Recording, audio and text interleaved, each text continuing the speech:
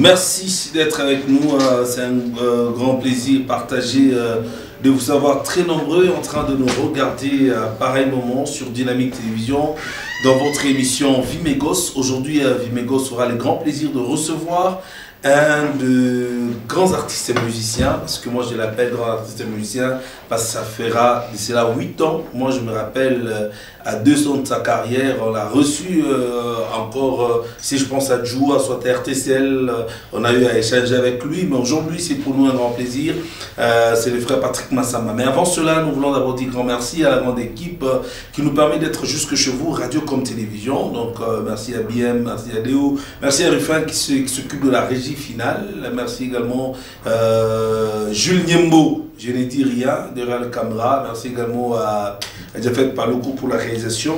Donc Mitondo Franck, Lise Massangou, tout ce grand monde de côté de la radio. Voilà. Aujourd'hui, on va d'abord commencer avec reconnaissance. Vous savez pourquoi est-ce que nous disons la reconnaissance à Dieu de tout ce que le Seigneur fait? Même la Bible dit, vous tous qui respirez, glorifiez l'Éternel. C'est Psaume 150, je pense. Donc voilà, alors on va prendre la chanson Reconnaissance et nous disons ici c'est en exclusivité donc, dans cette émission Vimegos et nous revenons juste après.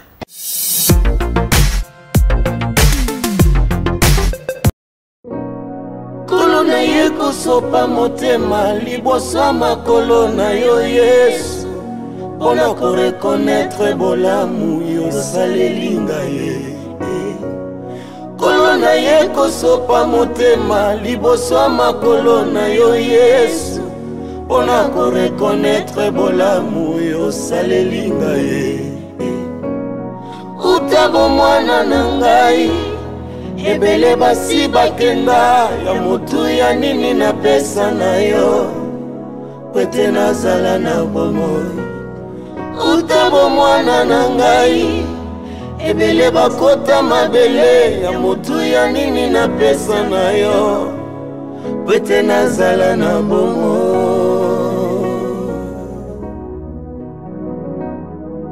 Vraiment nalobaka na molimo na nga tozala reconnaissant ngonga mpe ntango nyonso liboso ya mokeli Nzambe.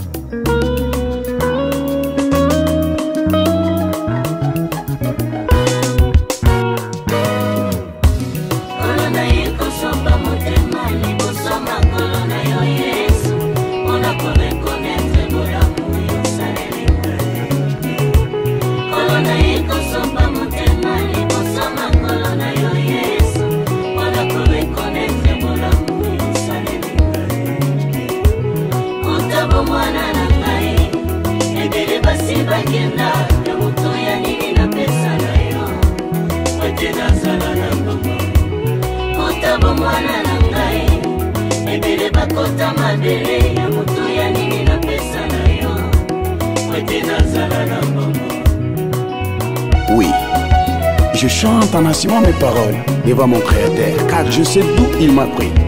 Alléluia. Pona nini na vimba nasala orgueil ya pamba, nazali na ngai se mabele ya pamba. Nayake pana yo na mitika lokola mabele na maboko ya potio. Yozwanga lokola walo na maboko ya bijoutier. Yesu yopesanga lolengi olingi, yopesanga forme na yo Zambe na bomo. Yolokotaki nga na fulu bisika nazalaki nga ye. Lindanda ezanga tina liboso ya miso ya bato. Yolokoti yolongoli putulu, yopakolinga mafuta ya molimo. Lelo nakomi mpe koyemba bonzambe, yango tina nasopi motema epa na yo nkolo Yesu. Yaya Nzambe na bomo,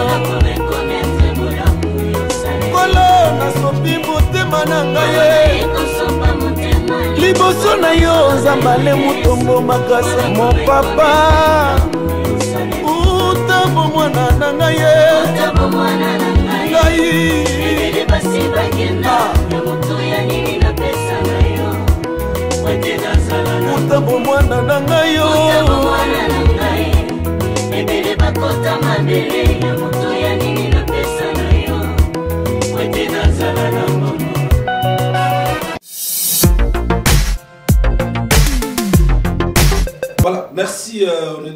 après reconnaissance, frère Patrick Massamba, bonjour et bienvenue. Bonjour Jérémy Kabadi, bonjour Dynamique.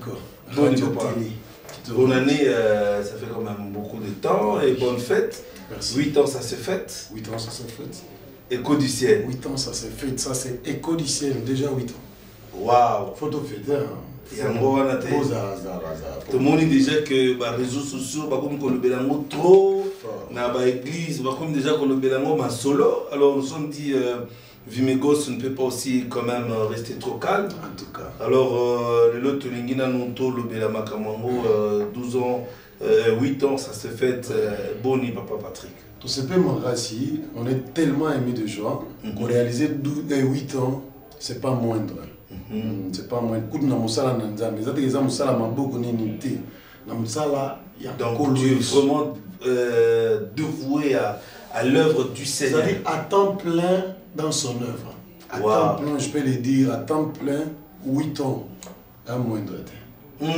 Et ça nous macamongo banaïne pour comment déjà les lots là bas 8 ans. Tout ça déjà les lots tous en 2021. Donc ça dit que 2000 ouais, il faut bosser à calculer 2014, 2016. Ouais. En 2016 2017. Bon 8 ans on a ça banda sorti à premier album quoi. Ça dit 8 ans on a compté banda sorti à Malembe parce que l'album il bosse dans Malembe. Ouais.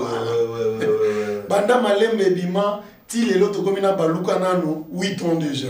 Ah, Baluka Nano deuxième album. Deuxième album Baluka Nano. On en parlera. Alors c'est vrai, vous avez commencé la musique où? Parce que d'abord on a pris Reconnaissance. Oui. C'est une très belle chanson. Félicitations pour la réalisation. Merci beaucoup. On a senti le fond vraiment. Zamoutou attend la Bible. Hein? Oui, il faut pas autant la Bible. Vous savez, l'œuvre de Dieu.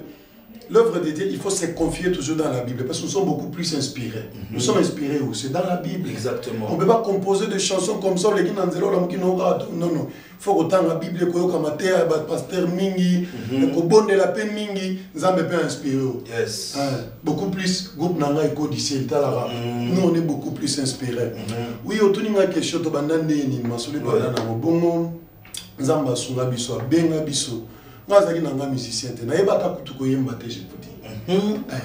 Comment ça? Na classe kutu babanda kobenga somoni kaka na musique ezaka ba madame. Oui. O babenga bango babenga biso boya koleka koyemba chanson au choix.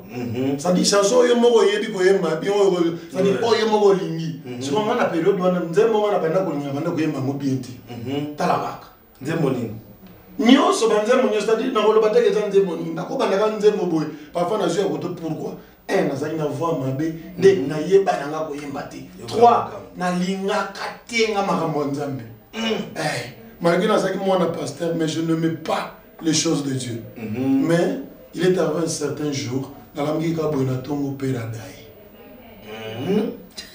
père adaye naye kose retrouve vie akei natikali boye na libota monene koti na nzambe na bondeli na ndako na bondeli nzambe omemi père siko totika liboye ba mona bandi koka posa kosalela nzambe na ndenge moko ajete. Yes, amen. Na ndenge moko ajete. Wow. Un jour na telemi boye na église na zui micro na bandi ko témoigner ko remercier église. Je me suis dit na yemba nanu. Mais c'était autre chose. Na yembi nzembo nga moko na bandi komi kamo. À partir de là na banda musique. Wow. À partir de là la bande musique ti nane na ko koma na Lubumbashi. To kata bref parce que minute za muke très de la tango déjà na bimisi premier album Malembe na nzambe parce que Malembe zaki message zaki ni Malembe nga na sabato kotala nano vinamba na ngana za la presse na batana na ti opona nini ya oyemba pona nini za boyi azaki na ngata kuna ti nzoka ezaki tango na nzambe tango mbebe kobeta na motema Patrick désormais dès aujourd'hui comme moyembi nanga. Waouh. Et voilà ça c'est Apocalypse 3:20. Ouais, il a la porte frappe. Voilà, donc ça veut dire que c'est l'artiste de l'Éternel. Donc ça veut dire que Malembe c'était son premier album, donc deuxième album déjà. Deuxième album déjà sur le marché, il y a un autre fête le 30 mai. 30 mai Oyo. 30 mai Oyo. Nzembo Oyo alibozo to zoaki zaki. Et ça déjà Nzembo album. Il y a album Oyo. Ouais. Album ça c'est Baluka Nano. Le nom du deuxième album baluka nano en français c'est-à-dire tourne d'abord na chiluba balobi kujimu aïe aïe aïe aïe. Voilà, donc ça dit que le deuxième album Baluka Nanou, alors c'est avec ça que nous sommes en train de recevoir l'artiste musicien, le frère Patrick Massamba, qui aujourd'hui est en train de faire la fierté. Donc ça veut dire que 8 ans en tant que déjà un père de famille, l'aîné de la famille, ainsi nous pouvons encore revenir beaucoup sur le plan social. Il était orphelin et le Seigneur l'a appelé. Alors, Tolingina Ntoloba, pourquoi déjà le premier titre? Vous avez un mot reconnaissance. Reconnaissance par rapport à quoi? Parce que Batubélé Lulu, ce qui est vrai, c'est dit que non, le Seigneur il est obligé de me bénir. Le Seigneur c'est son droit. Pour ma peine à voyager, pour ma peine à botter, il faut. Pourquoi Dieu m'a créé? Donc c'est son droit de me donner ça. Donc de dire qu'il n'y a pas vraiment de dire que moi reconnaissance c'est ça, mais le tout le monde déjà eu ma reconnaissance pour l'année. Papa Jérémie, vous savez, dans ce que nous sommes en train de faire, oui, c'est l'œuvre de Dieu. L'Esprit du Seigneur nous aide à composer, mais mailler l'épée, il faut y aller dans ce que nous sommes en train de faire. Exactement. Vous savez, ce que je me dis, titre, et on a quelque chose là. Ça dit dans la vie, pour Jérémie, il faut un peu de sombre. Mais on oublie qu'il y a des gens qui ont vous voyez?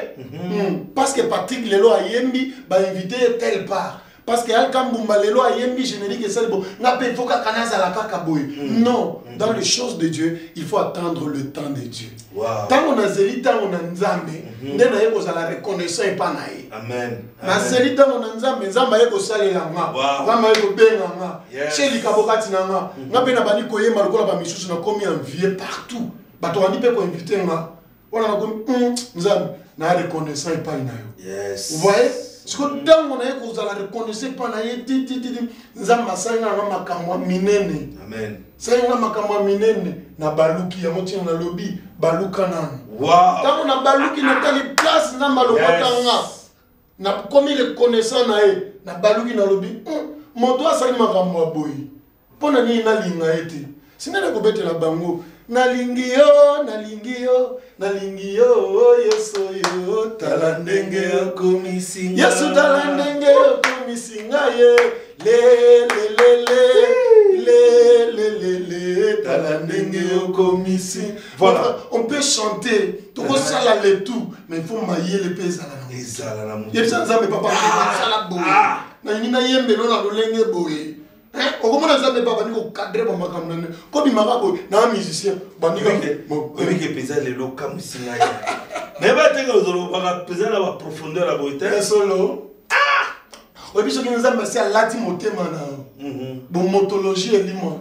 Et comme une bonne zambologie. C'est plus moi qui parle, mais c'est l'esprit de Dieu qui parle à moi. Wow. Vous voyez? Tout ce que nous sommes en train de faire, et après, côté Mokil, Bino Bolanda Bisso, Talamakamuzamba Saleli Bisso. Ce qui bino peut botter, moi, un jour, Golobananzam et Nalingio, Nzembolimba.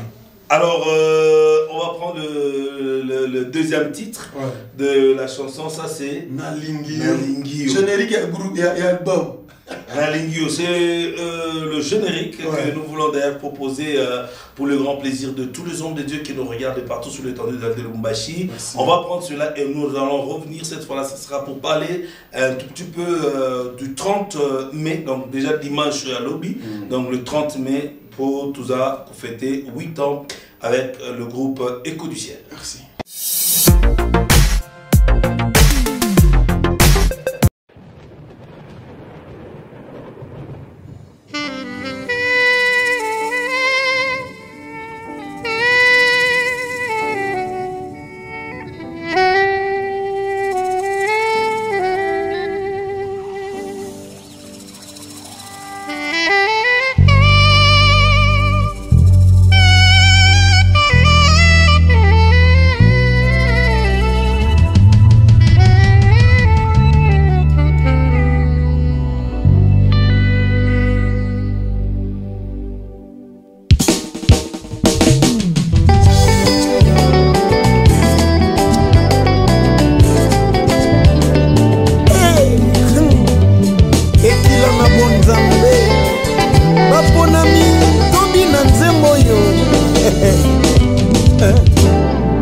nalingi yo, nalingi yo, nalingi yo, yeso yo. Nga nalingi yo, nalingi yo, nalingi yo, yeso yo. Yango tala ndenge yo komisinga ye.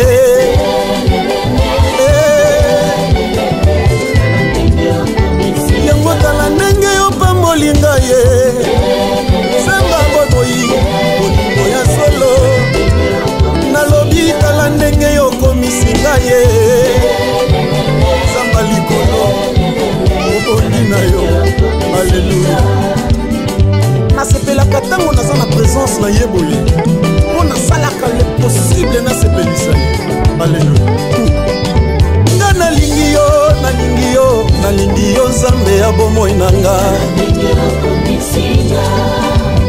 Natiki komela masanga, nakomi komela makila ya Yesu mwana Nzambe.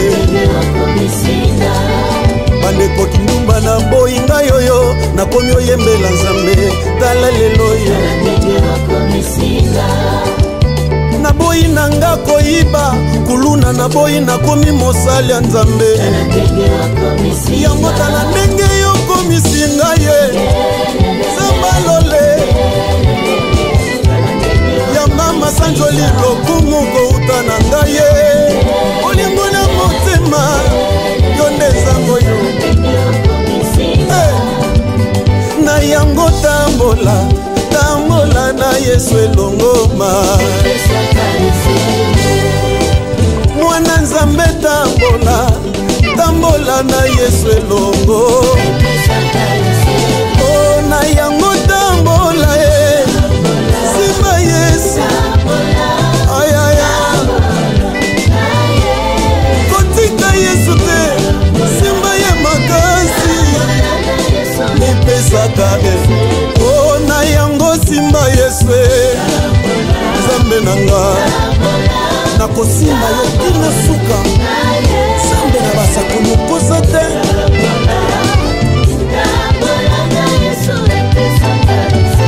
Oh na yango telema lele. Yesu Kristo kala minga koyana sena moi. Bisoto to telema bakongole telema lelele. Mokili kosa bisote totelema makasi na losambo po kala mingi te suke za koya. Alléluia. Soda na Yesu akotaka mboka nyonso. Mwana na Nzambe abangaka bandoki te. Motei ya solo ateyaka na molimo. Moyembi ya nkolo ayembaka na bonzambe. Mosali ya solo ayokaka pe molimo. Mwana na Nzambe abangaka masumu mingi. Bayembi na nkolo tokeba na mokili. Kotamboka nyonso, kotamboka nyonso. Atana wenze toteya liloba na Nzambe. Atana zando kobangelo kote. Na butu na moi tokoteya Yesu. Kotele kota kote, kote kote lele kota kote. Na lona peto kumataka kaboni na malembe. Alemata mata. Ekomami bongo na psom et recommandé bisoto yemela ye na lolenge boye. Peto binela. Quelque part là danse pèse à la gymnastique hein, un mouvement corporel. Bien aimé binela ye sancho la ye tout pèse le coup ye bongina ye.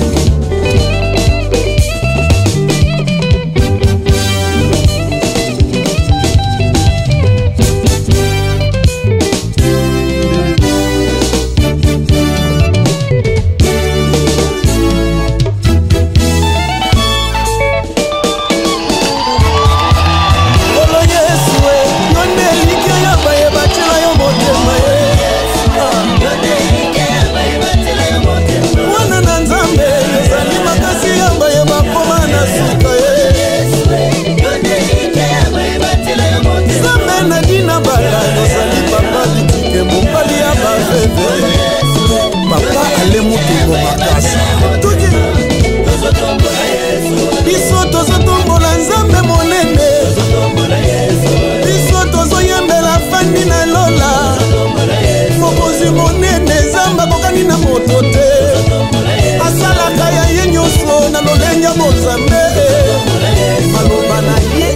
nzambe ezali wi mpe amen. Tombola tombola tombola Yesu.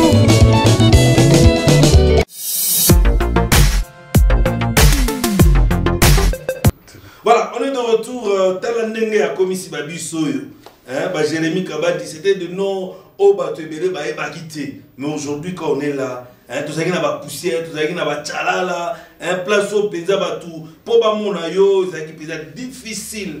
Mais aujourd'hui, Talandenge a commis si Aïe aïe aïe. Toi, tu ne nous mettais pas au monde. Dieu t'a fait grâce. Tu as maintenant des enfants. Mais tu dis qu'est-ce que Dieu a fait? La reconnaissance. Talandenge a commis si Tourne-toi, Balouka, Balouka, Balouka. C'est même ça l'histoire. J'ai beaucoup aimé. C'était avant-hier, ma fille m'a donné un peu la définition de l'histoire. Elle m'a dit, c'est l'étude des temps passés dans l'espace. Ouais. Il faut d'abord un moment où telle histoire, d'où le Seigneur t'a pris. 5 ans passés. 5 ans. Balouka, non, non. Bon, 5 ans, vous te comme Ebélé. Ebélé. 3 ans. Simana.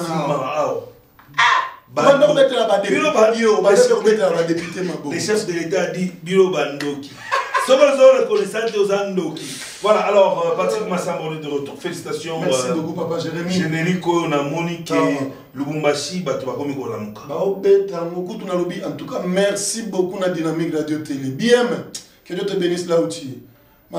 Na sentir que non Lubumbashi ba musicien ba komi côté les mains. On est là. To banda koyoka kaka ba biloko ba kin ba nini wana mais l'autre senti Patrick Massamba, to senti Balaka Mumba. Donc ça c'est bien et les 30 Kozangati. Les 30 Kozangati. Alors Patrick Massamba makamo les 30 ans ozande. La kolia na komela na kobina na kokumisa nzambe. Je vous dis vrai. Ko banda na mogo. Bon, il y a un verse parce que vous allez être mogo bo bisa. Déjà pour la générique, ouais. En tout cas, je demande. Ça sera où? Ça sera où? Ça sera. Bon, vous savez, avec les trucs, il y a Covid-19 indisposé du son moyen. Ok, de louer ça, les communes qui à autant. Alors cette fois-ci, on a décidé. Personnellement, j'ai décidé d'aller à ma base. C'est-à-dire, ils ont la base, on a siège, Église fait pas qu'on Nzambe malam. Fait pas qu'on Nzambe. C'est ça. Voilà une église paysa ba banda loi. Église nangai. Apôtre nanga aidini abala. Ça dit nga naza koko aidini abala. Mayenge kibati arenzambe malam. Au kotika on a deuxième parcelle. Mais même station globale les awa. Voilà, yo yebi. Ça dit ce que au kotika kana au kuta ça les a bien décorés. Mais ça les a wana o mela secret ozolia obina.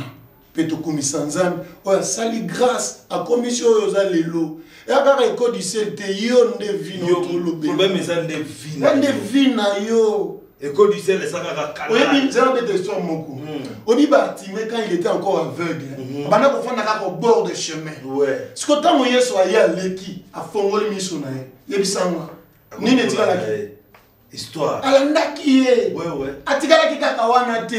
Bien aimé, ceux qui nous ambassent yo makambo. Yaka to la neto kumisa ye. To binela to sandole mokolo wana. Yes. Maman, abandi obengo lo mama passa. Papa, les lots commis députés. Mais si à pour soutenir Bissot. Donc le programme est pris pour le 30 mai. Donc dimanche. Donc c'est dimanche. 14h tapant. Donc on est là. Après la meilleure invité en Mati. Où est-ce qu'on va inviter Nanana? Frère Daniel Yanel.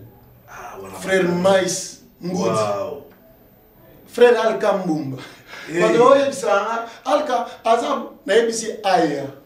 Ngana ubeta na lingio. Alka ubeta fana na umonike mama kamweza bien.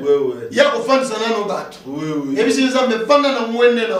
Sikonga sikola bandi ko ebisi nzambe mwende ngo fana wana la linga ko fa. Kasi. Lo bipoa ni na bitala makambo sale linga. Ah, ça c'est prophétique. Basé belé papa Ben Mayo me sera là. Ah voilà mtu Maman Cynthia sera là. Oui, Cynthia Chibangu. J'ai au moins 4 chorales de mon église fait pas Gonzambe madame. Ils seront là. Donc alors le temps, vous voyez donc les invités sont de canon. Donc on dit qu'il faut être là, à temps. Alors frère Patrick Massamba, ce qui est vrai, nous sommes dans la dernière rubrique de cette émission, Vimeko sur les témoignages. Vous allez regarder droit à la caméra parce que aujourd'hui nous avons senti en vous l'œuvre du Seigneur en train de crier fort.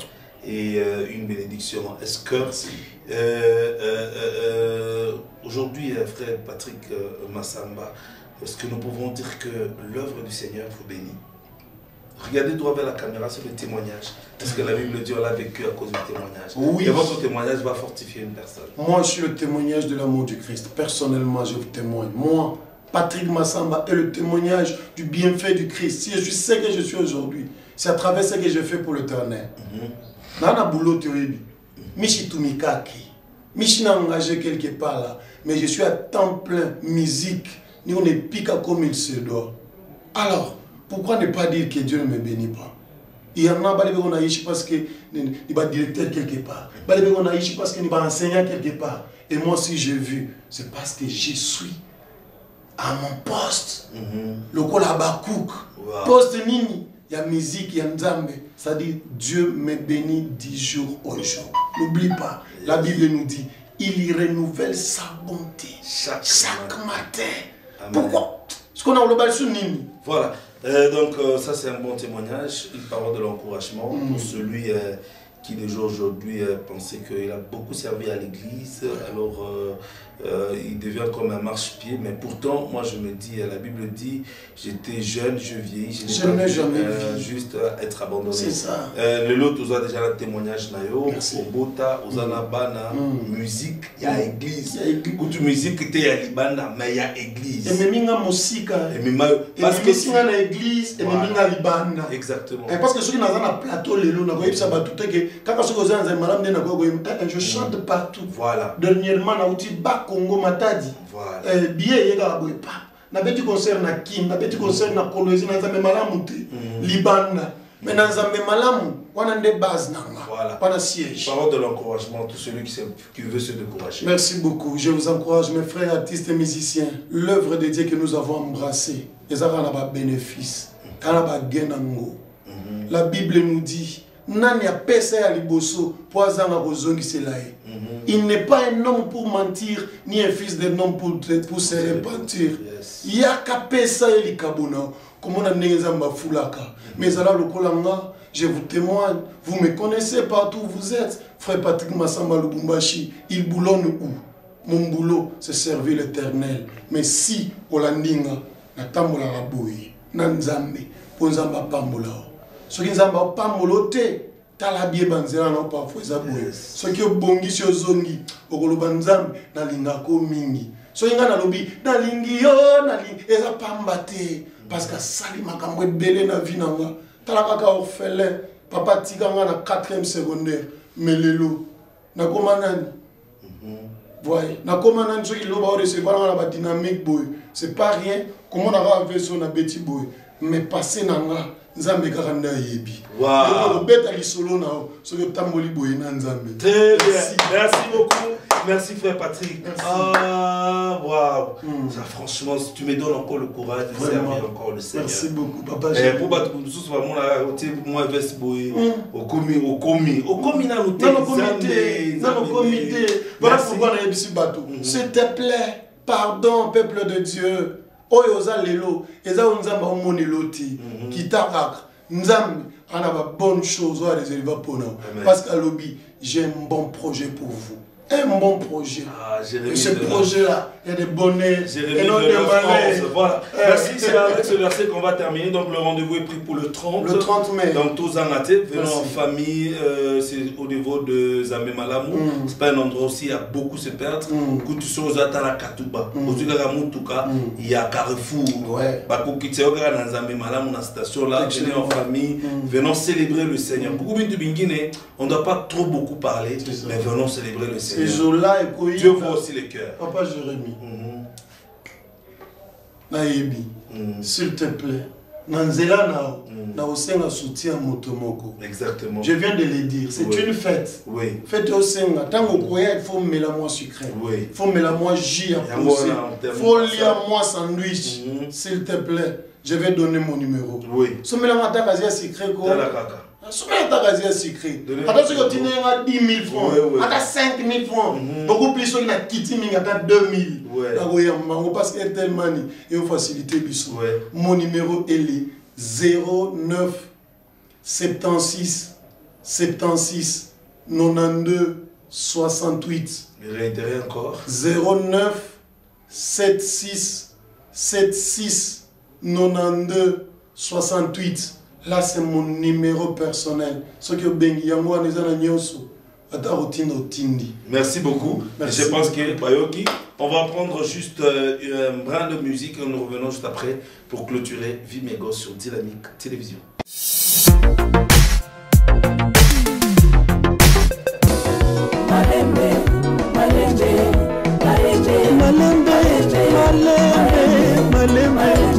Malembe, nabola na se na moi malembe bien aimé.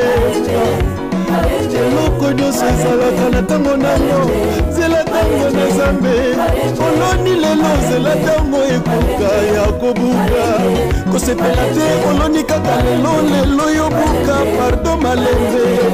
Olingi kobika malembe, olingi kokunga mutuka malembe, olingi kobota malembe, olingi kotonga bandako kende malembe longo na Yesu malembe. Okamwa oyo ezali histoire vraie elekana na mokilo bisika tozobi na kolezi tomati mutuka moko chauffeur atie vitesse mutuka eboyi kodemare, mais à notre grande surprise mutuka elobi nina joka.